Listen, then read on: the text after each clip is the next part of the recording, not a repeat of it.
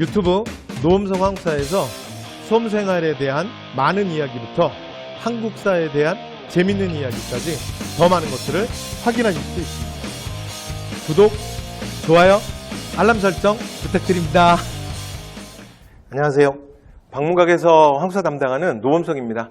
자, 여러분 오늘 시험 보시느라고 너무 수고 많으셨어요. 너무 수고 많으셨고요. 그 다음에 이제 이후에 여러분 시험 본 것도 이제 국가직 시험 보시느라 수고하셨지만 또 우리 이후에 또 이제 과정이 있으니까 자, 오늘 이제 시험이 어떻게 나왔고 그래서 이런 것도 여러분들 한번 정리하시고 그리고 이것이 이후에 여러분 지방직 서울시 시험 준비하는데도 바로 이어지니까요. 자, 그래서 지금부터 해설 강의를 진행하도록 하겠습니다. 오늘 한국사 해설 강의는 뭐 그렇게 시간은 길게는 안 해도 될 것 같아요. 그래서 전체적인 난이도를 좀 말씀드리면 난이도는 다소 평이했습니다. 그래서 최근에 이제 출제되고 있는 한국사의 출제 경향이랑 비슷했고 그래서 제가 볼 때는 근데 한 두 문제 정도는 사실 여러분들이 조금 실수를 하시거나 또는 이제 문제를 푸시다가 약간 좀 고민을 하셨을 문제가 한 두 문제 정도는 되는 것 같아요. 그래서 제가 생각하는 여러분 합격을 위해서 한국사에서 필요한 점수는 한 90점에서 95점. 그래서 이 정도 점수를 여러분 획득하셨으면 자, 한국사에서 합격을 위한 원하는 점수는 여러분 획득하신 것 같습니다. 그리고 또 하나 문제가 이렇게 어렵지 않았기 때문에 제가 한국사 수업하면서 많이 말씀드리는데 우리의 한국사의 목표는 95점 100점이 아니라 110점 120점 할 수 있다. 그래서 그 의미는 뭐냐면 시간의 세이브죠. 그래서 시간의 세이브를 통해서 국어나 또는 영어에 이런 과목들에 요즘에 조금 시간이 걸리니까 시너지를 줄 수 있습니다. 그래서 제가 생각컨대 90점에서 95점 점수를 맞으시고 그 다음에 올마카드 마킹 끝나는 것까지 여러분이 한 12분 정도에 해결을 하셨으면 여러분이 한국사에서 원하는 점수는 다 얻으셨다라고 생각하시면 될 것 같습니다. 자, 그 다음 지금부터 이제 문항 분석 좀 해볼게요. 자, 최근에 거의 그 정치사 위주로 거의 뭐 요즘에 공무원 한국사는 거의 정치사에 몰빵하고 있거든요. 근데 그 경향은 이번에 국가직에서도 그대로 드러났습니다. 그래서 선사 포함해서 여러분 보시면 한 14문제 정도 나왔어. 그러니까 뭐 거의 뭐 70%? 이게 거의 뭐 절대적이죠. 그 다음에 사회사는요 아예 안 나왔어요. 최근에 안 나오거나 한 문제 나오거나 이런 경향들이 있고요. 그 다음에 경제사도 진짜 한 문제밖에 안 나왔네. 그 다음에 문화사는 보통 한 4문제, 5문제 나오거든요. 그래서 그 정도 경향을 띄고 이제 출제가 됐고요. 그 다음 문화사 중에도 그나마 제가 조금 어렵다고 그래서 조금 여러분 실수할 수 있다라고 말씀드린 게 사실은 10번, 16번 문제인데 그나마 조금 틀릴 수 있는 문제는 역시 문화사에서 나왔습니다. 그런데 문화사 문제가 완전 그 난이도 높게 올해는 출제되지는 않았어요. 됐죠? 그래서 그나마 틀릴 수 있는 문제 역시 문화사가 합격의 마지막 퍼즐이다. 자, 이런 걸 다시 한번 볼 수 있었죠. 자, 이렇게 해서 전체적인 분류 좀 해봤고요. 그 다음에 문제 유형은 대부분 뭐 자료 제시형으로 원문 사료 또는 응용 사료 문제로 나오는 경향은 똑같았습니다. 그래서 한 17문제가 그런 문제였고요. 자, 그 다음 3문제 정도가 그냥 단답형 문제로 출제가 됐었습니다. 자, 그 다음 변별력 있는 문제 2문제는 하나는 그 10번 박지원 문제랑 그 다음에 또 하나 16번 안동 봉정사 극락전. 그래서 요 2문제는 사실은 제가 볼 때는 뭐 이렇게 아주 어려운 문제는 아니었지만 사실은 또 시험장에서 긴장도 했죠. 또 여러 가지 상황 속에서 좀 당황할 수 있는 그런 유형이었습니다. 자, 나머지 각 이제 1번부터 해서 전체적으로 다시 말씀드리도록 할게요. 자, 그리고 여러분 해설 강의 끝나고 그 다음에 이후에 또 공부하는 과정에서 혹시 의문이 생기시면 제 카페 주소입니다. 그래서 제 카페에 자, 글 남기시면 되고요. 48시간 이내에 항상 바로바로 답글 달고요. 그 다음에 최근에 요즘에 한국사에 필요한 내용, 그 다음에 수험에 필요한 내용들 제가 유튜브 촬영해서 여러분 요새 제 유튜브 채널에 계속 올리고 있거든요. 그래서 유튜브 채널도 여러분 활용하시면 될 것 같습니다. 자, 그 다음 이제 1번부터 들어가도록 하겠습니다. 자, 그리고 이번에 올해 한국사 문제는 사실은 그렇게 많이 어렵지 않았거든요. 많이 어렵지 않았기 때문에 해설 강의는 제가 그냥 간단하게 하고 그 다음에 이후에 또 이후의 시험을 준비하시는 분들 또 이후에 뭐 지방직을 준비하시는 분들 이런 분들이 있기 때문에 자, 이후에 자, 이제 얘기들이랑 좀 연결되는 것들만 또 조금씩 더 말씀을 드리도록 하겠습니다. 자, 1번 갑니다. 자, 다음 풍습이 있는 나라 했으니까 자, 주제는 선사죠. 선사 중에서도 여러 나라의 성장입니다. 그리고 이 여러 나라의 성장은 선사 전체에서 최근 출제율이 1위고요. 자, 그리고 그 다음이 신석기, 청동기 그 문제지. 그쵸? 그런데 그나마 국가직은 신석기, 청동기를 좀 냈었고요. 사실은 지방직은 정말 대놓고 여러 나라의 성장을 냈었어. 자, 그런데 이번에는 국가직에서도 여러 나라의 성장이 나왔네요. 자, 그래서 항상 시험 문제 나오는 것처럼 삼국지 위소동의전에서 사료를 주고 그 다음에 자, 다음 풍속이 있었던 나라는 하고 물어보는 일반형입니다. 그래서 자, 문제는 별로 어렵지 않았고요. 그리고 이제 사료 딱 보면 이건 바로 아셔야 돼요. 자, 딱 보는 순간 뭐야? 가족공동묘. 됐죠? 자, 그래서 옥저의 풍습이지. 옥저. 그래서 옥저를 고르시면 되죠. 자, 정답은 민며느리지. 자, 그래서 1번. 그래서 굉장히 간단하고 그 다음에 더 이상 설명할 게 없는데요. 자, 그 다음 제가 별도로 사출도 그러면 부여고요. 자, 그 다음에 소도 그러면 사만이고요. 무천 그러면 동해죠. 됐죠? 자, 정답 1번. 특별히 오답도 설명할 게 없습니다. 자, 그러면 문제 2번으로 가겠습니다. 자, 2번. 유네스코 세계문화유산인데 자, 이건 제가 핵끝에서부터 계속 말씀드렸지만 최근에 사실은 공무원 시험에 유네스코 문화재나 또는 최근에 이제 주요 문화재 문제들이 계속 나오고 있어요. 그리고 사실은 여러분 이 주제는요, 국가직보다 사실은 지방직이 더 집중적으로 많이 내는 교재, 자, 많이 내는 주제인데 올해 시험에선 아예 국가직부터 지금 벌써 2문제가 나왔습니다. 그래서 여기에 지금 유네스코 세계문화유산이 있고요. 그리고 아까 제가 말씀드렸던 조금 또 실수를 할 수도 있다라고 말씀드렸던 그 16번 문제 있잖아. 그래서 그 이제 뭐 베을린 기둥, 주심포 양식 해서 안동 봉정사 극락전 찾는 문제. 그러니까 그 문제도 사실은 문화재 문제죠. 그래서 저랑 핵끝에서도 제가 요 주제는 아예 따로 정리를 해드렸어요. 그리고 이 문제는 사실 그렇게 많이 어렵지 않았죠. 그리고 유네스코 세계문화유산에서는 특히 백제편이 최근에 계속 나오고 있으니까 잘 보셔라. 이런 말씀도 수업 시간에 이미 드렸어요. 자, 특징은 뭐가 사실은 지정되지 않았다? 한성, 서울에 있는 문화재는 지정되지 않았어요. 왜냐하면 유네스코에서 백제문화유산이 지정된 건 5세기, 6세기 백제거든요. 그래서 웅진시대와 사비시대, 공주와 부여의 문화. 근데 대신에 한성은 없지만 거기에 익산이 있습니다. 자, 이렇게 말씀을 드렸었어요. 됐죠? 자, 그럼 문제 바로 들어갑니다. 자, 미륵사의 석탑은, 자, 미륵사지는 목탑의 양식의 석탑이다. 맞죠? 가장 초기 탑이라서 목탑의 양식을 갖고 있어. 그 다음에 정림사지에는 백제 5층 석탑이 남아있다. 맞잖아요. 그렇죠? 네, 그래서 여러분 삼국시대 탑 3개는 기억하셔야 돼요. 자, 이렇게 백제탑 2개랑 그 다음에 신라는 분황사 모전석탑. 현재 대한민국에 남아있는 탑이 1000개가 넘지만 삼국시대 탑은 오직 3개밖에 없다. 됐죠? 자, 능산리 고분군에는 여러분 계단식 돌무지 무덤은 요건 한성시대잖아. 석천동 고분. 그쵸? 자, 그래서 3번이 바로 틀렸네요. 자, 그래서 1번, 2번 맞고요. 자, 3번이 틀렸습니다. 자, 그 다음에 최근에 고분 문제에서는 누가 뭐래도 무조건 문영왕릉이 제일 많이 나온다 그랬죠. 그래서 문영왕릉도 선지 중에 하나로 나왔네요. 되죠? 자, 그래서 무덤의 주인이 누군지 알려주는 지석이 발견됐죠. 맞죠? 자, 그래서 정답 3번이었습니다. 자, 문제 3번으로 가겠습니다. 자, 조선시대 관청. 자, 그래서 근세 정치에서 자, 요 주제는 제도사입니다. 제도사. 근데 제도사 문제가 예전에 사실 정말 어렵게 좀 나왔던 적도 있거든요. 그런데 최근에는 사실 그렇게 문제가 많이 나오지 않고 있고 그다음에 또 하나 나오더라도 이렇게 그냥 기본으로 나오고 있어요. 그러니까 고려시대, 조선시대 제도사 정리할 때 각 관청이 하는 업무에 대해서 정리해 두는 거 요거는 사실은 가장 기본 내용 정리에 해당합니다. 그래서 기본에 충실하면 맞출 수 있는 문제였습니다. 자, 사관원. 사관원은 언론 3사 중에 하나로 권력을 견제하는 국왕에게 간쟁하는 부서죠. 자, 교서 작성은 어디서 해요? 교서 작성은 예문관에서 하죠. 조선은. 자, 그래서 틀렸네요. 됐죠? 자, 예문관이고 고려 같은 경우에는 한림원에서 하지. 자, 그 다음 한성부. 한성부는 시정기를 편찬했다. 오, 아니죠. 여러분 시정기는 어디서 편찬하는 거야? 춘추관에서 편찬하지. 그래서 중앙과 지방에 각 관청들이 매일매일 그 업무일지를 써요. 그 업무일지를 등록이라고 하죠. 그런데 조선은 우리가 기록의 나라라고 얘기하는데 조선 기록의 가장 기본은 그래서 등록입니다. 등록. 됐죠? 그런데 중앙정보부처랑 여러분 지방이랑 관청이 얼마나 많겠어.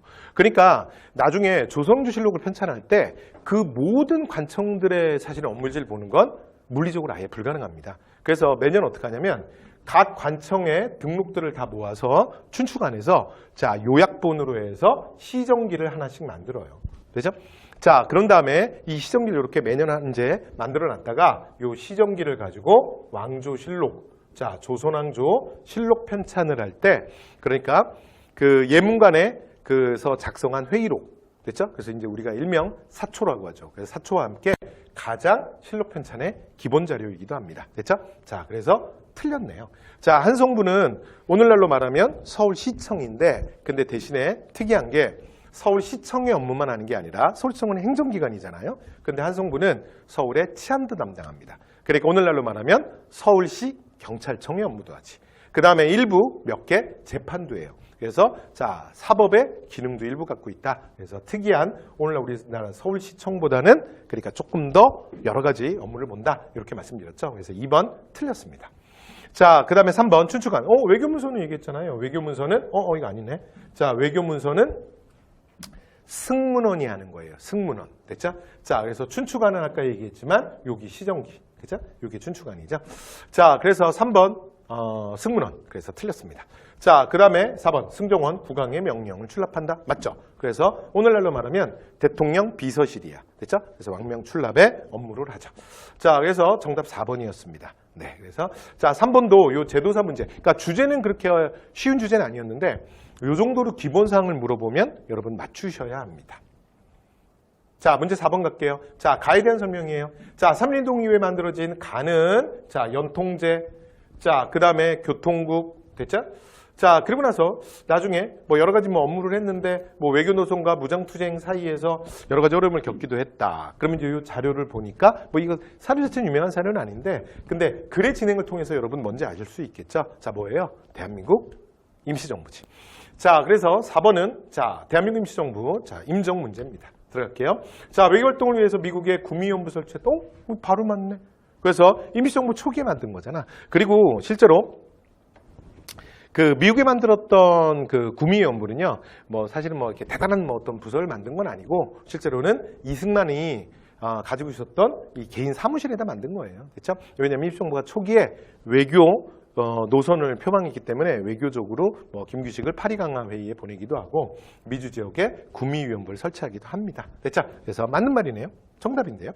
자, 그 다음 비밀결사. 그래서 여러분 비밀결사 1910년대 비밀결사 중에 가장 대표 두 개는 반드시 기억해야 돼. 하나는 1912년 임병찬의 독립의금부.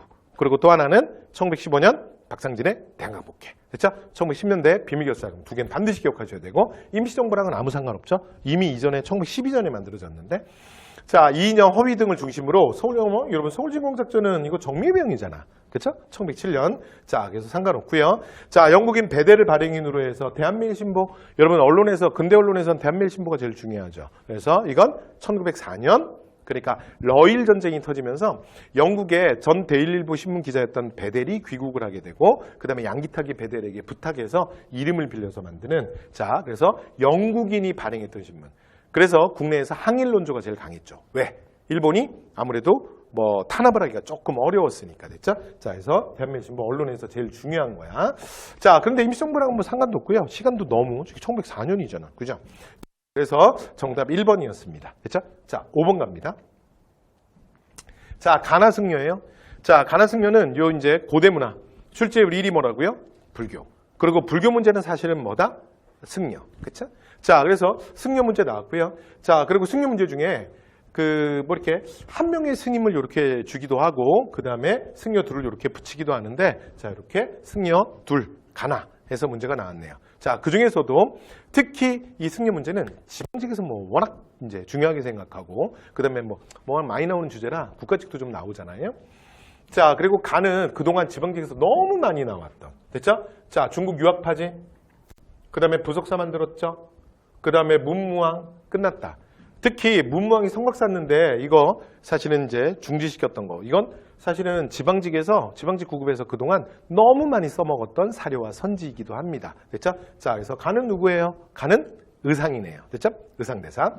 자, 그 다음 진골 출신으로 자, 대국통을 역임했고 그 다음에 선덕여왕 때 이러면 누구라고요? 자장이네. 자장. 됐죠? 자, 그래서 의상과 자장이네요. 그리고 여러분 의상과 자장은 제가 수업 시간에도 또 추가로 말씀드렸지만 이 두 스님은 공통분모가 있어요. 일단 첫 번째 이 두 분만의 공통부분이 뭐냐면 첫 번째는 진골 출신의 승려입니다. 진골. 됐죠? 네, 그래서 대부분 이제 승려들이 육두품이 많거든요. 진골입니다. 그 다음에 두 번째가 방금 전에 말씀드렸던 중국 유학파들이에요. 그래서 진골계 승려이면서 중국 유학파 그렇게 막 흔하지 않습니다. 그래서 이렇게 대표적인 두 승려인데 이렇게 두 승려가 세트로 나왔네요. 자, 문제 들어갑니다. 자, 선택할게요. 1번. 자, 가는 모든 것이 한마음에서 나오는데 1심 그럼 누구야? 원효. 됐죠? 네, 그래서 B. 자, 그 다음 2번. 자, 화엄일승법계도. 여러분, 의상대사는 원효는 저서가 많잖아. 그래서 원효 저서 가장 중요한 거 4개 무조건 기억해야 된다 그랬죠? 근데 의상대사는 의상에 신경 쓰시느라 이분은 책 쓰실 시간이 없다 그랬잖아. 그래서 오직 뭐밖에 없어요? 한 권. 한 권밖에 없어. 화엄일승법계도만 기억하면 돼. 됐죠? 그래서 만물 아우르는 하나 속에 있는 만물. 그리고 이 안에서 일찍다. 다즈길의 자, 원융회통의 사상을 보여주자. 그죠? 자, 그래서 정답 2번이네요. 그죠? 네, 그래서 요 정도 맞추셔야 되고요. 그 다음에 수업 시간에 많이 말씀드렸지만 고대문화 출제율 1위입니다. 승려. 그래서 고대에서는 원효의상. 그 다음 중세에서는 의천지들. 그래서 이렇게 빅4가 시험에 걸릴 때는 절대 틀리시면 안 됩니다. 됐죠? 자, 그 다음 나반. 왕후천축. 왕후천축 그러면 왕후천축국전 그러면 해초잖아. 해초. 그렇죠? 자, 그래서 틀렸고요. 그 다음에 이론과 실천, 교광겸수 그러면 이건 고려승려. 의천이잖아요. 그렇죠? 자, 그래서 정답 2번이었습니다. 자, 그 다음 이제 6번 가겠습니다. 자, 여러분 6번 문제는 완전 쉬워. 절대 틀리면 안 돼요. 됐죠? 절대 틀리시면 안 되고 여러분 고대 정치 중에도 남북국 특히 발해 문제는 그리고 발해 어차피 실제로 제일 높은 게 뭐야? 90% 이상이 뭐가 나온다고요? 1, 2, 3 그러면 무왕, 문왕, 선왕 무왕, 문왕, 선왕 쌈 대빵자리에서 무왕, 문물제도 정비에서 문왕 그리고 전성기, 선왕 그래서 이렇게 1, 2, 3, 1, 2, 3 여기서는 틀리시면 안 됩니다. 자, 그래서 주어진 자료 봤더니 대조영이 죽고 그래서 그를 고왕이라고 했대요. 자, 그리고 그 아들이 왕이 올랐대. 그러면 이제 바로 대조영의 아들 대무의 무왕을 얘기하는 거죠. 됐죠? 자, 그리고 연호를 이난이라고 했대요. 됐죠? 그래서 주요 국왕 4명 발에 연호도 기억하셔야 돼요. 고왕, 무왕, 문왕, 선왕. 그래서 천통, 인한, 대웅, 건웅. 되죠? 자, 그래서 주어진 자료는 누구예요? 무왕입니다. 자, 그래서 무왕. 자, 1번. 상경성으로 천도했다. 상경으로 천도한 건 3대 국왕 문왕이랑 그 다음에 나중에 성왕도 한번 상경으로 천도하죠. 자, 그래서 무왕이랑 상관없고요. 해동성국 그러면 전성기. 선왕이잖아. 9세기. B. 자, 장문 정답이네요. 됐죠? 정답 3번. 자, 그 다음에 고구려 유민 해서 동무산에 도읍을 정하고 나라를 만든 건 여러분 위에 있는 지금 대조영이잖아. 고왕. 됐죠? 자, 그래서 정답 3번이었습니다. 자, 그 다음 이제 7번 문제로 가도록 하겠습니다. 7번입니다. 자, 가나다라 국왕 때 있었던 사실로 옳지 않은 거예요.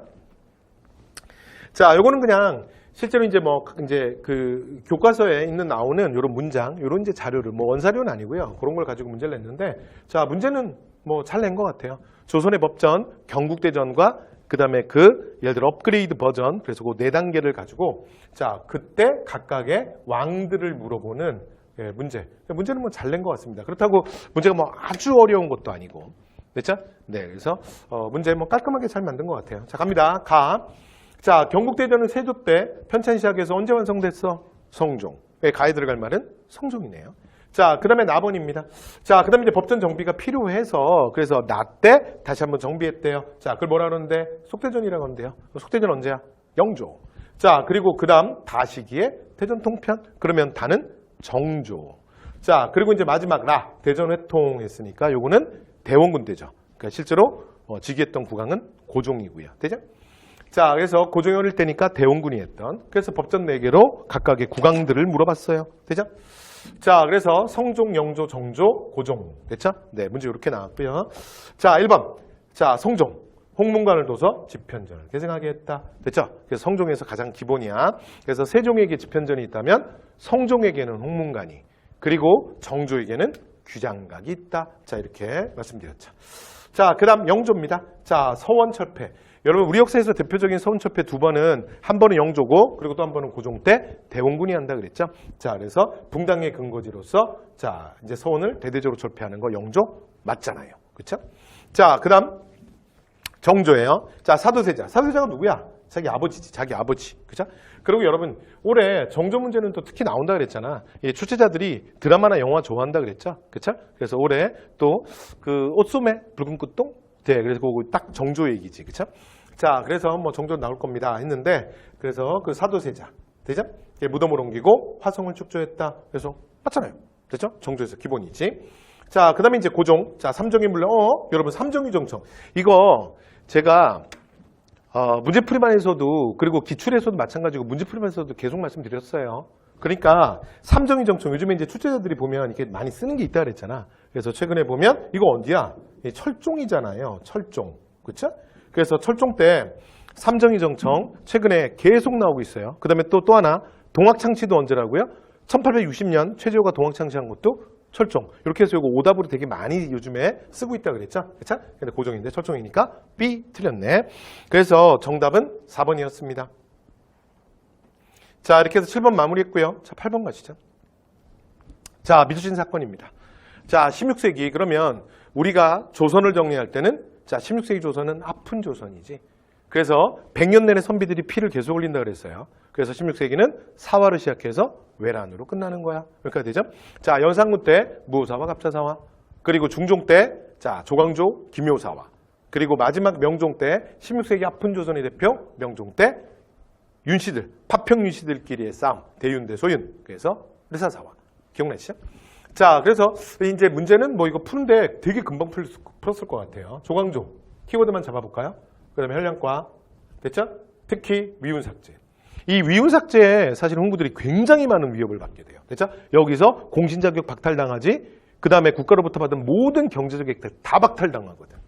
자, 그러면서 이제 이들이 주초이양 사건을 일으키죠. 그렇죠? 자, 그래서 남곤이라는 자가 국내에 있었던 환관과 궁녀들을 매수해서 자, 이제 궁 안에 있는 나무님마다 전부 벌꿀과 감즙으로 주초이양. 그래서 조씨가 왕이 오르게 된다. 그러면서 하나의 영모 사건을 만들어낸 거잖아. 그렇죠? 자, 그래서 조광조 등이 이제 조광조와 그의 제자들이 제거당하는, 사람들이 큰 화를 당하는 사화가 일어나죠. 무슨 사화? 김효사. 됐죠?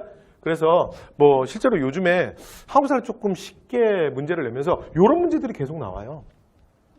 그래서 제가 문제풀이반에서 이런 문제도 좀 보여드리죠. 원래 전통적으로 인생신처가 주관하는 공무원 시험은 이렇게 안 나왔었어. 이게 나오더라도요. 이게 주술관계로 해서 원래 이렇게 문장을 풀어줘야 되는 거야. 문장으로. 됐죠? 근데 요즘에는 그냥 이렇게 단어로 틱틱틱 그냥 이렇게 주지. 됐죠? 그러니까 뭐 되게 문제 푸는 시간도 빨라지고, 그 다음에 뭐 여러분 특별히 뭐 헷갈릴 게 없죠. 그죠? 정답 2번. 자, 그 다음 9번 갑니다. 자, 9번 문제. 자, 가나 역사서에 대한 설명으로 옳은 것은 했어요. 그러니까 가나 같은 경우는 지금 이 문제는요. 사실은 그렇게 아주 어려운 문제는 아닌데, 근데 아직은 공부가 좀 안 되신 분들은 사실 이런 문제 충분히 틀릴 수 있어요. 이게 문화사 문제고, 그 다음에 지금 이제 출제는 어디서 된 거냐면 고려문화, 중세문화에서 나온 거잖아. 근데 중세문화 출제율 1위 뭐라고요? 1위 불교. 기억나십니까? 자, 2위 뭐라고요? 2위 역사서입니다. 역사서. 특히 지금 이 가 역사서보다 더 많이 나온 건 없어요.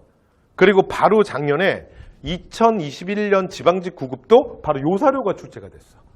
요 사료에서 이게 조금 다른 게, 요 사료에서 요 윗부분 빼고요. 요 밑에부터 해서 요 중약된 부분 좀 더 들어가고. 그래서 살짝, 그러니까 오버랩 되게. 됐죠? 네, 그래서 여러분 제가 수업 시간에 너무나 말씀드렸던 뭐라고요? 삼국사기 서문이에요. 됐죠?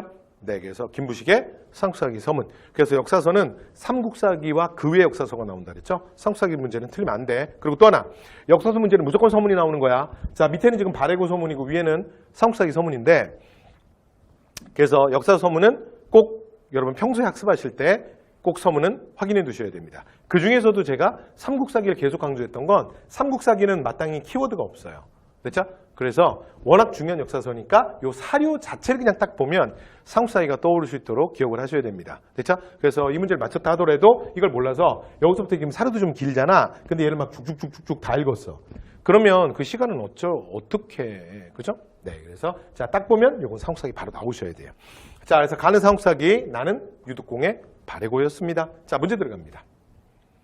자, 1번. 자, 동의. 여러분 동명왕 그러면 이승유의 동명왕 편이잖아. B. 자, 그 다음 불교 중심, 여러분 불교 중심으로 고대 서술하는 건 일련의 삼국유사죠. B. 자, 그 다음 3번. 만주 지역까지 우리의 역사를 범주로 확대시켰다. 맞죠? 그래서 조선 후기에 사만정통론이 이제 체계가 완성되는 가운데 실제로 우리의 역사의 맥을 잇고, 그 그 다음에 이제 대표 라인을 만들면서 자꾸 우리 역사에서 이 만주 쪽을 좀 배제하는 그런 흐름들이 있었다고. 거기에 대해서 유득공의 발해고라든가 이종희의 동사는 그런 기본적인 흐름에 대한 반발이라 그랬지. 우리 고대사에서 만주는 우리 민족의 가장 주된 활동 범위였는데 왜 그걸 자꾸 우리가 스스로 자꾸 빼냐야 만주를. 됐죠? 네, 그래서 자 만주 역사를 그래서 발해의 역사를 우리 역사로 확실하게 포함시켰던 거죠. 됐죠? 자, 그래서 정답 3번 맞잖아요. 그렇죠? 자, 그 다음에 발해고는 고조선에서 이제 고려까지는 아니고요. 말 그대로 남북국 시대 발해의 역사를 서술한 거예요. 됐죠? 그래서 틀렸습니다. 자, 그래서 정답은 3번이네요. 되죠? 네. 그러면 10번으로 가겠습니다. 자, 다음 주장한 실학자입니다. 자, 10번은요. 제가 이제 조금 전에 해설 강의 시작하면서도 제가 좀 말씀을 드렸는데 10번 같은 문제는 10번, 16번은 사실 여러분 조금 실수를 할 수 있어요. 그리고 사실은 제가 이거 근데 수업 시간에 사실 많이 말씀드렸거든요. 많이 말씀드렸는데 실제로 이제 그 조선 후기 그러니까 실학자들의 여러 가지 토지 개혁 중에 한전론이 있다 그랬잖아. 한전론이 있다고 말씀을 드렸죠. 근데 이 한전론이 우리가 일반적으로 생각하는 그러니까 그냥 그대로 생각을 하면 토지 소유의 그러니까 예를 들어 격차, 편차가 너무 심하니까 특정인들만 너무 많은 땅을 갖고 일반적인 농민들은 정말 그 발 디딜 땅조차 없고 그래서 농민치고 자기 땅에서 농사 짓는 사람이었고 이게 조선의 가장 큰 모순 중에 하나라고 그랬죠. 그래서 토지 소유를 제한하는 거. 그렇죠? 이게 원래 한전에 그러니까 우리가 이제 딱 들으면 한전 땅을 제한했구나. 그래서 토지 소유를 제한했다라고 보통 인식을 하는데 근데 우리가 지금까지 시험에서 제일 많이 나왔던 한전론은 사실은 그건 아니고요. 이익이 그러니까 과구록이라는 책에서 얘기했던 한전론이에요. 그래서 우리가 생각하는 뭐 특정인이 너무 많은 이상의 땅을 갖지 못하게 제한한다. 오늘날 우리가 생각하는 인식이죠. 근데 이익은 그게 아니라 반대로 한전, 미니멈을 지켜주는 개념이야. 그래서 이익의 한전론의 핵심은 뭐냐면 영업전이에요. 기억나십니까? 그래서 최소한의 땅, 어느 누구도 뺏어갈 수 없는 그러니까 한 가정을 이루는데 최소의 생활을 보장할 수 있는 그 영업전. 그 영업전이 이익의 한전론의 핵심이에요. 그러니까 걔는 다시 미니멈을 지켜주는 개념이에요. 우리가 일반적으로 생각하면 맥스를 막는 최대치를 망가주는 한전이 있다 그랬잖아요. 그 한전은 박지원의 한전론이에요. 그렇죠? 그런데 여러분 이 글은 잘 보시면 자 토지를 겸병이라는 건 자 남의 땅을 뺏어서 내 땅을 만들어서 계속 토지를 막 확대하는 거예요. 자 그래서 근데 이 사람들이 엄청나게 많아. 그래서 이제 국가가 그러면 어떻게 해야 되느냐? 어느 날 토지 소유를 제한하는 법령을 내려야 돼. 근데 지금 이 박지원의 한전론은 근데 대신에 굉장히 과격한 건 아니에요. 조금 더 부드러워요. 그러니까 이걸 한 방에 할 수 없고 시간이 지나면서 차차차차 하겠다는 거야. 그래서 법령이 딱 시행되기 바로 전에 됐죠? 그러니까 전에 이전부터 갖고 있었던 소유했던 거에 대해서는 일단 좀 인정해 주는 거야. 근데 이후에 그러니까 추가로 해서 더 소유하지 못하게 하는 거지. 그러면서 시간이 차차차차 지나면 이런 차별의 요소가 차차차차 좀 줄지 않겠냐. 자, 이게 박지원의 한전론입니다. 됐죠? 네, 그래서 우리가 일반적으로 생각하는 토지 소유를 제한하는. 되셨죠?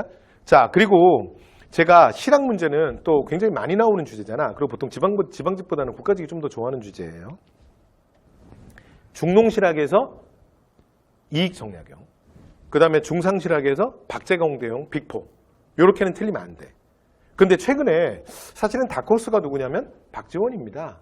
특히 연안박지원의 뭐 관음소초 이런 거 최근에 계속 나오네요. 그래서 요즘에는 빅3에다가 박지원까지 포함시켜서 한 5 정도는 여러분 보셔야 될 것 같아요. 자, 이렇게 말씀드렸는데 요즘에 이제 분위기에 좀 맞는 거야. 됐죠? 그래서 지금 나온 건 한전론 중에도 연안 박지원의 한전론입니다. 박지원의 한전론.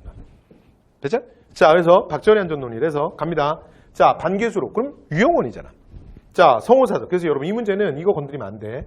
성호사설은 이익이잖아요. 이익. 됐죠? 이익의 한전론 얘기하는 거, 이익 쪽 얘기하는 거 아니야. 자, 그래서 자 박지원과 관련된 걸 고르셔야 되니까 열하일기. 정답은 3번이죠. 그리고 목미심서는 여러분 정약용이잖아요. 그렇죠? 네, 상관없지. 자, 그래서 너무 많이 눌렀다. 자, 그래서 정답 몇 번이에요? 정답은 열하일기 3번이었습니다. 됐죠? 네. 자, 그래서 이렇게 해서 푸는 문제인데, 근데 제가 볼 때는 이 문제는 요 사료가 사실은 그렇게 많이 출제했던 사료가 아니에요. 여러분이 많이 본 건 과구록에서 나오는 그 이익의 영업전 있는 한전론 있잖아. 그걸 많이 보셨을 거라고. 그리고 제가 기출문제나 또는 내용반 수업할 때도 얘기했었는데 요 문제가 근데 요 사료가 경찰직에서 한번 나왔었어요. 경찰직. 그리고 경찰직에서 문제를 또 되게 잘 냈던 게 그 이익의 박지원이랑 그러니까 이익의 한전론이랑 박지원의 한전론을 가나 사료로 해서 나란히 붙여가지고 둘이 함께 물어보는 그러니까 사실은 좀 되게 문제 잘 만든 거죠. 신선하게. 예, 그 문제가 나왔었는데 자, 그거에서 좀 따온 것 같아요. 됐죠? 네, 그래서 하여튼 자, 정답은 박지원의 연활일기 3번이었습니다. 자, 이제 3번 갑니다. 11번 갑니다. 자, 가시기. 여러분 이 문제 완전 쉽죠. 일제강점기에 출제율 1위. 그러면 일제 통치 방식, 그러니까 민족의 순환과 일제 통치 방식. 1기, 2기, 3기. 무단 통치, 문화 통치, 민족 말살 통치. 그리고 자, 경제 약탈은 뭐라고요? 1기의 땅, 소유자 사업, 2기의 쌀, 삼민식 계획, 그리고 3기의 총동원령, 몽땅. 됐죠? 요거는 가장 기본 폼이야. 그런데 딱 그 가장 기본에서 나왔습니다. 됐죠? 그래서 한국을 식민지로 삼고 자, 헌병에게 경찰 1910년대 1기 무단 통치네. 됐죠? 그러면서 여기 뭐라 그랬냐면 병합. 한일병합이 1910년이잖아. 그래서 3.1운동까지. 요 시기가 뭐라고요? 1910년대 무단 통치 시기잖아요. 자, 그거와 관련된 문제네. 자, 갑니다. 토지조사는 자, 토지조사 바로 나왔잖아. 1910년대. 여러분 1910년대 가장 대표 사료는 뭐라고요? 무조건 토지조사령이야.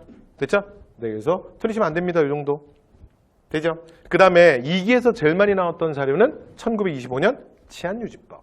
자, 3기에서 제일 많이 나온 거, 여기 있네. 국가총동원법. 1938.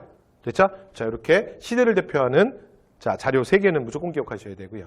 자, 창씨개명은요, 1939년에 법 개정하고 1940년 초부터 시작합니다. 됐죠? 중일전쟁 이후에.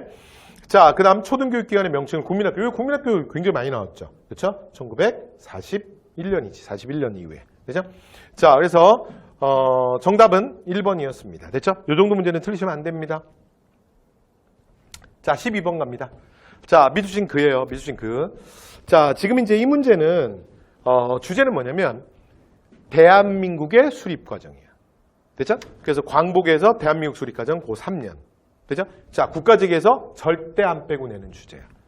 그래서 일단 이 문제 유형은 일단 인물사로 나왔기 때문에 아주 쉬운 문제는 아니야. 그런데 주제가 여러분 근현대사. 그러니까 한국사 전체 출제율 1위, 정대사 전체 출제율 1위가 뭐라고요? 삼국의 발전과 항쟁. 그 문제는 나오면 절대 틀리면 안 돼. 두 번째, 근현대사에서 출제율 1위가 뭐라고요? 무장투쟁도 아니고요. 임정도 아니고요. 뭐라고요? 여러분 지금 보시는 대한민국의 수립과정이에요. 됐죠? 그러니까 주제가 워낙 노출되어 있기 때문에 여러분 이 주제는 틀리시면 많이 되어 옵니다. 됐죠? 자, 미술진 저 한국국민당 얘기 많이 했죠. 1935년에 그러니까 민족혁명당에 참여하지 않고 김구가 독자적으로 한국국민당을 만들어요. 됐죠? 자, 그리고 독립운동 세력을 주도했고 광복 이후에 귀국하고 정부 수립을 위한 활동 이후 그 다음에 김규식과 함께 여기서 확실해졌네. 남북 협상을 위해서 평양을 방문하기도 했대요. 끝났다. 누구야? 백범 김구네요. 됐죠? 자, 문제는 백범 김구입니다. 자, 근데 이 문제는요. 사실은 정답이 여러분 4번이잖아. 근데 요 4번 선지가 아주 쉬운 건 아니야. 아주 쉬운 건. 근데 이 문제가 그래도 저는 여러분들이 웬만큼 좀 맞췄을 거라고 생각하는 게 일단 주제가 대한민국 수립과정 꼭 맞추셔야 되는 문제 단원이고요. 그 다음에 두 번째 나머지 선지들이 사실은 그다지 어렵지 않습니다. 그래서 어느 정도 좀 무난하게 답을 좀 고르지 않으셨을까 자 싶고요. 자, 자업적 출연칙 발표 이름은 누구야? 이거는 여운형 김규식이 하는 거잖아. 자업적위원회가. 상관없죠. 김구랑은. 김구 참여 안 하잖아. 자, 광복 이후에 안재홍과 건준이. 그러면 여운형이잖아요. 그쵸? 여운형. 자, 그 다음 무장일투쟁. 자, 대조선 국민군단 그러면 박용만이잖아. 됐죠? 자, 그래서 정답은 4번입니다. 됐죠? 정답 4번인데 근데 이게 나머지 선지 3개 때문에 이렇게 많이 어렵진 않았는데 제가 수업 시간에 여러분 요건 말씀드렸어요. 만약에 선지가 달라지면 이 문제는 4번 정답이 아주 쉬운 건 아니야. 그러니까 김구가 신탁 통치 반대운동, 반탁운동 계속한다고. 이승만, 그리고 한민당에, 그러니까 송진우, 김성수 계열과. 그러니까 여러분들이 실제로 이제 마지막 순간에 단독정부 수립 으로 가는 이승만과 그것만은 절대 안 된다. 그래서 분단을 막겠다는 김구. 그러니까 요것만 좀 기억하면 너무 김구와 이승만을 대립으로 보는데 절대 그렇지 않다 그랬죠. 김구와 이승만은 항상 함께 움직여. 됐죠? 임정 이후에. 그래서 마지막 순간에 김구와 이승만이 갈라서는 거예요. 됐죠? 그래서 이때도 보면 이승만, 김구가 함께 반탁운동을 합니다. 됐죠? 네, 그래서 4번 김구 맞는 말이었습니다. 자, 이렇게 해서 12번 했고요. 자, 그 다음 13번입니다. 자, 재헌국회. 자, 이건 현대사 문제죠. 현대사 문제인데, 근데 이제 이 재헌국회 문제는 사실 재헌국회 물어보면 사실 그게 아주 쉬운 문제는 아니에요. 대한민국 1대 국회죠. 헌법을 제정했으니까. 됐죠? 자, 그래서, 자, 1948년. 됐죠? 그래서 1948년 5월에 국회가 돼서, 그러니까 워낙 당시에, 분단만은 막아야 된다. 단독선거 반대에 대한 여러 가지 시위, 뭐 이런 것들이 반대 여론들이 많았기 때문에 1대 국회만 2년을, 임기를 2년 하기로 하잖아. 그러니까 국회의원 임기는 4년인데 여기만 2년입니다. 그래서 48에서 50. 됐죠? 대한민국 헌법을 제정했던 1대 국회예요. 1대 국회. 됐죠? 자, 그래서 이렇게 보통 문제가 나오면 이게 문제 아주 쉬운 문제는 아니야. 그런데 이 출제자가 난이도를 좀 조절했어요. 그래서 보시면 이게 그러니까 나머지 선지들이 사실은 너무 멀어요. 그래서 이거 문제 자체는 그렇게 아주 쉬운 문제는 아닌데 나머지 선지들이 오답 선지들이 너무 짜요 그러면서 막 아니라고 했기 때문에 여러분 문제 푸는데 그렇게 많이 어렵지는 않으셨을 것 같습니다. 자, 반민족 행위 특별조사위원회를 구성했다. 반민특위 맞잖아요. 그래서 48년 자, 요게 9월에 바로 반민법 제정하고 그 다음에 10월에 반민특위 구성하죠. 그러니까 1대 국회가 제일 먼저 한 일 중에 하나잖아. 그러니까 1번 바로 맞네요. 자, 그 다음, 여러분, 한일 기본조약. 이게 뭐야? 한일교 정상화잖아, 박정희 때. 근데 그걸 반대하는 성명? 이러면 뭐예요? 이게 64년 6.3 같은 거잖아. 박정희잖아, 박정희. 60년대 아니야. 그 다음에 7.3 공동성명? 이거 박정희잖아, 72년. 그 다음에 통일제국민회의, 이거 유신 아니야, 유신, 72년. 됐죠? 그러니까 뭐 이거 너무 멀고요. 3번, 4번. 그쵸? 그 다음에 요거 중에 고르면 되는데 이것도 사실은 박정희라 좀 거리가 있어요. 그래서 정답은 1번. 그래서 사실은 문제 자체는 어렵진 않았지만, 문제 자체는 아주 쉬운 문제는 아니었지만 선지들이 알아서 이제 팍팍 쓰러지기 때문에 정답 1번 바로 가시면 됩니다. 자, 이렇게 해서 13번의 정답 1번이었고요. 자, 그 다음 14번 가겠습니다. 자, 밀수신 그예요.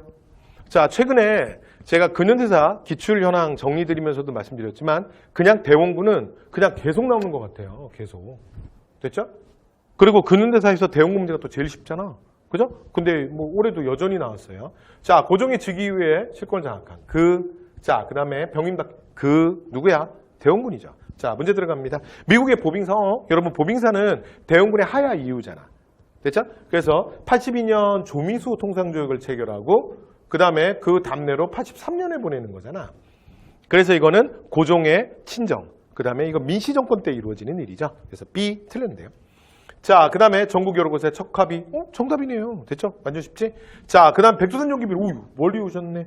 이거는 조선후기 숙종이잖아요. 숙종. 1712년. 자, 통일기만부 설치하는 거. 이건 여러분 1880년.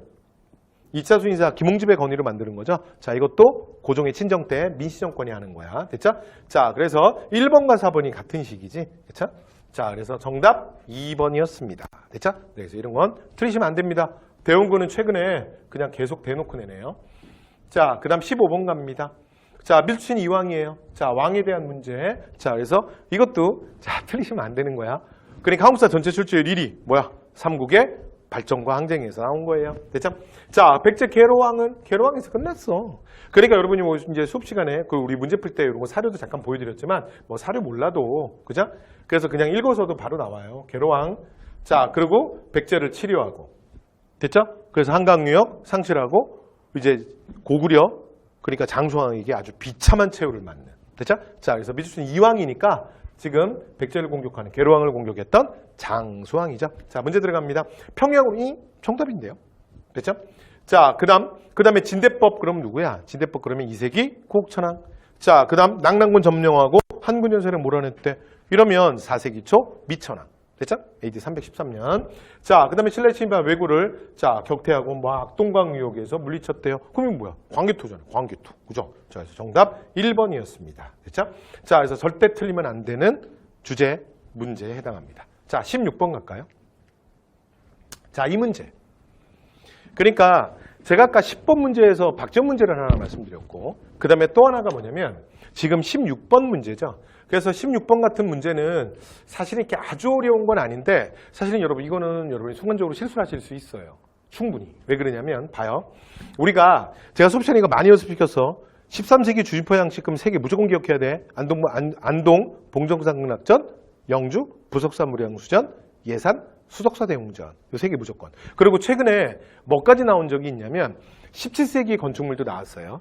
그렇죠? 규모가 큰 다층에 사온 건축. 그래서 법조사 팔상전, 금산산 미륵전, 화엄사 각항전. 됐죠? 그래서 13, 17 요거 기억해라. 특히 13세기는 너무 많이 나왔다 그동안이라고 했는데 자 갑니다. 자 13세기 주진포네요. 그 다음에 맛배지붕이래. 맛배지붕. 그리고 내가 이거 하물며 솔직히 지붕까지는 저는 수업 시간에 다 설명했었어요. 그렇죠? 자 그래서 맛배지붕이고요. 배열린 기둥 됐고요. 자 그 다음에 공민왕 때 중건했대요. 자 그래서 오늘날 근데 여기서 이제 조심하셔야 되는 게 주심포로 해서 이 문제는 이게 핵심인 거예요. 여러분이 왜 실수할 수 있냐면 주심포 그랬으니까 가장 주심포로 유명한 것 중에 하나가 영주 부석사무량수전이잖아. 그러니까 얘를 고르면 망하는 거야. 왜냐하면 끝까지 보셔야 되는 게 자 부석사무량수전은 여러분 지붕 양식이 유일하게 고려 건축물 중엔 화려한 팔짝지붕이라 그랬잖아. 그 다음에 또 하나 뭐 그 얘기는 조금 어렵다 하더라도 가장 오래된 목조 건물. 오늘날 가장 현존하는 목조건물 중에 가장 오래된 건 뭐라 그랬어요? 자, 안동 봉정사 극락전이라 그랬잖아요. 그죠? 그래서 지금 위의 말로는 방금 전에 말씀드렸던 뭐 봉정사 극락전, 부석사 무량수전, 수석사 대웅전 이게 다 떠오를 수 있는데 그런데 마지막 요 문장을 통해서 확실하게 봉정사 극락전이 되는 거야. 됐죠? 자, 그래서 정답 2번입니다. 그죠? 자, 그런데 이 문제는요, 여러분 설마 1번, 4번은 안 골랐겠지. 그쵸? 1번, 3번 안 고르셨을 것 같고, 2번, 3번 중에 실수하시는 분이 실제로 있을 수 있는 문제지. 그죠? 17번 갑니다. 자, 아간파천 이후에 러시아의 영향, 그리고 이거 오랜만에 나왔다. 그죠? 네, 그래서 열강의 침탈, 그래서 서재필 등이 거를 만들어. 고종에게 자주 독립, 그래서 이런 상소문을 올리기도 했고, 그 다음에 자 일부 관리의 부정부패를 비판하기. 중요한 키워드 있네. 만민공동회. 끝났다. 뭐예요? 네. 1896년부터 98년까지 발의하겠던 독립협회. 독립협회 문제네. 자, 근데 문제 쉬워. 선지가. 교육국 조성이 이거 2차 가보개혁 때 고종이 직접 발표하는 거잖아. 95년에. 자, 영혼문이 있던 자리에 독립문 맞죠. 독립협회가 어떻게 만들어지는 거야? 독립문과 독립관을 건립하는 과정에서 모금 활동을 하고요. 그 모금에 돈 냈던 사람들이 회원이 돼서 만들어지는 게 바로 독립협회죠. 그렇죠? 자, 그래서 정답인데요. 그 다음에 홍범사조는 여러분 2차 가보개혁 때 발표하는 거잖아. 됐죠? 94년 12월에. 그죠? B 틀렸네요. 그 다음에 국제보상운동은 여러분 1907년. 그래서 독립협회랑 독립협회 없어지고 난 다음 얘기인데. 그죠? 네, 그래서 자 정답은 2번이었습니다. 됐죠? 네, 18번 갈까요? 가식에 대한 설명을 옳지 않은 거. 여러분 18번 문제 틀리면 안 돼. 요 정도 문제도. 중세정치, 고려정치사의 출제 양대축이 뭐라고요? 하나가 초기국왕, 태조, 광종, 성종. 그리고 또 하나가 뭐라고요? 공민왕과 원가섭기. 됐죠? 요 두 개의 주제에선 틀리시면 안 됩니다. 지금 딱 그 문제네요. 봐요. 무신여권이 무너졌죠? 그럼 뭐의 시작이야? 원간섭기의 시작이죠? 원간섭기의 시작이니까 여기 이제 뭐가 들어오는 거야? 소위 말하는 충자 들어가는 왕들이 들어오잖아. 충렬, 충선, 그 다음에 충숙, 충해, 충목, 충정, 충충충, 충충충 이렇게 6명의 충자 들어가는 왕들. 원간섭기. 그리고 보세요. 이제 원간섭기 벗어난 게 이제 고민왕이 즉위한 거야. 되죠? 그러니까 이거 무슨 문제야? 고민왕과 원간섭기 문제잖아. 틀리시면 안 됩니다. 자, 망건당 만들었다. 망건당 누구야? 충선. 그렇죠? 그래서 자기 아들 충숙에게 왕위를 넘겨주고 베이징. 그래서 당시에 연경이라고 불렀거든요. 그래서 연경에 가서 망건당 만들자. 자, 정도행성. 이건 일본 원정 위에서 2차 원정 때 개경에다가 만드는데 충렬이지, 충렬. 쌍성총관부. 여러분 고민왕의 가장 중요한 업적 중에 하나잖아. 쌍성총관부의 타당. 그러니까 공민왕 즉위 이후잖아요. 그 어떻게 이전에 쌍속종간부를 뭘 탈환하긴. 되죠? 그러니까 3번이 정답이죠. 자, 그 다음에 제왕기는 이숭의 제왕기는 충렬. 상국유사, 일련의 상국유사, 이숭의 제왕기 둘 다 언제라고요? 충렬왕. 됐죠? 자, 그래서 정답 3번. 그래서 자, 중세 정치에서 가장 많이 나오는 두 주제 중에 하나입니다. 그래서 이번 국가직에서는 태조 광종성종 초기 국왕은 출제되지 않았고요. 두 주제 중에 그 다음에 고민왕과 원가석기가 나왔네요. 되죠? 자, 그 다음 19번 갑니다. 자, 이 나라의 경제 상황이에요. 옳지 않은 겁니다. 자, 여러분 이게 올해 국가직에서 출제됐던 경제사 유일한 문제야. 근데 경제사 뭐 유일한 문제 내면서도 완전 쉽게 내줬어. 봐요. 그래서 이 나라의 관리 정해지는데 어쩌고저쩌고 오, 전식과. 근데 전식과에서 물어본 것도 아니야. 그렇지. 전식과는 제도가 있었대잖아. 그 다음에 반농사에서 뭐 2년 3작 윤작하고요. 그 다음에 뭐 기피가리 하기도 하고요. 되죠? 네. 그 다음에 이 암에 의해서 자, 중국의 농서인 농상집요가 소개되기 때문에 와, 이거 뭐 키워드가 너무 많다. 그렇죠? 언제야? 고려입니다. 자, 그런데 고려 경제를 만약에 지금 나와 있는 얘들이 선지로 이렇게 나왔다면 문제가 좀 더 어려울 수 있어요. 근데 이걸 다 주고서는 밑에 선지가 오답이 이게 옳지 않은 거잖아. 지금 이게 부정형이잖아. 그죠? 근데 오답이 너무 명확해. 그래서 이것도 문제 쉽죠. 자, 그래서 재정 관련된 부서에는 고려 때는 호부와 3사가 있었죠. 그 다음에 공물의 부가기준, 여러분 얘가 경제 파트에서 맨날 제가 출제율 1이다. 조세제도 출제율 1이다. 맨날 얘기했던 거야. 됐죠? 그래서 조선 후기에 얘 뭐 얘기하는 거야? 공납의 폐단을 해결했던 대동법을 얘기하잖아. 대동법. 됐죠? 그러니까 3번은 여러분 조선 후기 무려 100년이나 걸리는 대동법 아니야, 대동법. 됐죠? 2번 무조건 틀리는 거죠. 생산량의 10분의 1 조세. 이거 뭐 고려, 조선. 맞죠? 특히 고려 때. 그 다음에 소. 여러분 그 특수행정구역 중에 소 같은 경우는 고려 때 처음 생기잖아요. 그쵸? 네, 그래서 소, 고려 맞잖아. 자, 그래서 정답 몇 번? 2번. 됐죠? 네, 그래서 자, 문제가 여기까지 읽을 때는 이게 경제인데 어떡하지 했는데 여기 2번 선지가 너무 명확하게 틀려. 그래서 틀리시면 아니 되옵니다. 자, 이제 마지막 20번 갈까요? 마지막 20번. 자, 20번도 별로 해석할 게 없는데? 그쵸? 그래서 보시면 자, 신미학령. 이게 연도 기본이죠. 71. 자, 가보개혁은 여러분 이게 우리가 근대사회 전개 연도 외울 때 얘가 기준년이야. 일본 놈 894요. 일본 놈 894요. 그래서 물론 뭐 이게 내 현장에서 얘기해도 분위기 별로 안 좋긴 한데 어쨌든 간에 그러니까 이게 이제 가보년. 됐죠? 그래서 한국 역사에서 근데 이게 역사뿐만이 아니고요. 이 뭐 국어나 문학 쪽이나 다른 파트에서도 보통 이제 근대 시작을 보통 가보개혁, 가보경장 이렇게 보통 기준 잡는 경우가 되게 많아요. 됐죠? 근데서 굉장히 중요한 애죠. 자, 근데 요 사이를 고르는 거예요. 그죠? 완전 귀여운데? 그리고 뭐 문장도 별로 이럴 게 없어. 그렇게 툭툭툭툭 그냥 단어로 줬잖아. 자, 을사늑약. 을사늑약은 1905년이잖아요. 그죠? 완전 뒤잖아. B. 정미병은. 정미병 얘기 조금 전에 됐던 것 같은데? 의병 1, 2, 3, 1, 2, 3, 1, 2, 3 이게 마지막. 자, 정미칠조약 이후에 자, 1907년. 그죠? 오페르트 도굴 사건은. 오페르트 도굴 사건은 우리 대원군 할 때 대외 관계 됐죠? 그 통상주의 거부 정책에 대한 거 기본으로 외우는 거잖아. 1866년, 68년, 71년. 오페르트는 68년이니까 이 앞으로 가야지. 그죠? 자, 그 다음에 조미소 통상조약. 여러분 그 강화도 조약과 근대적 조약들 중에 일본과 맺은 거 5개. 일본일 때문에 좀 헷갈린다 그랬죠. 그 다음에 서양과 맺은 거에서는 무조건 뭐가 제일 중요하다? 조미가 제일 중요한 거야. 됐죠? 조미. 82년 4월. 됐죠? 자, 그래서 여기 최초만 3개가 걸려. 일단 서양과 최초, 두 번째 관세 최초, 그 다음에 세 번째 체육대우 최초. 여기까지 됐죠? 자, 그리고 플러스 알파 하나만 더하면 거중조정권. 됐죠? 자, 그래서 조미소 통상조약도 최근에 계속 출제되고 있습니다. 그죠? 자, 이렇게 해서 자, 조미가 82년이니까 쏙 들어오네. 맞죠? 그래서 정답 몇 번이다? 4번이었습니다. 됐죠? 네, 그래서 자, 이렇게 사실은 뭐 크게 어려운 문제 아니었고요. 그 다음에 이런 문제는 푸는데도 여러분 시간 많이 걸리지 않으셨을 거예요. 자, 이렇게 해서 자, 우리가 국가직 이번에 한국사에서 출제된 20문제를 저희 다 한번 해봤습니다. 다 해봤고요. 여러분들 시험 보시느라 수고하셨습니다. 시험 보시느라 수고하셨고요. 그 다음에 그럼 이제 마지막으로 이제 정리하면서 지방직에 대한 얘기 좀만 해보면 그럼 지방직은 어떻게 출제된 거냐? 모르지. 그렇잖아요. 제가 출제하는 거 아니잖아. 그러나 최근에 출제 경향은 그렇게 많이 어려울 것 같지는 않아요. 그리고 물론 지금 뭐 국가직이 좀 쉬웠으니까 작년에는 국가직이 좀 어렵고 지방직이 너무 쉬웠거든. 작년 지방직이 그래서 좀 너무 쉬웠어. 역대 최고로 쉬웠어. 그러니까 그거보다는 그래도 좀 더 변별력 있게 나오지 않겠냐. 하지만 근데 여러분 난이도는 중요하지 않아요.